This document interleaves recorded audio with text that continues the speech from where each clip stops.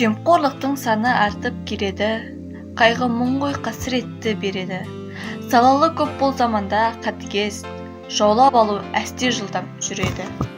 Пара беру, пара алу жайлаған, осы бір іс буы шықпай қайнаған. Қалай бұны тоқтатамыз әттең-ай, сенгеніміз ел тағдырымен ойнаған. Мұның арты әкеледі тозаққа, жебірлердің көрсеткені азақ па. Рас емес пе соңында бұқарқалық, қасірет көріп салынатын азапқа. Бұл жағдайды үкімет те қолға алды, халықпенен бір ойланып толғанды, тіпті міне елге үлгі болар деп мақала да елбасының жолданды.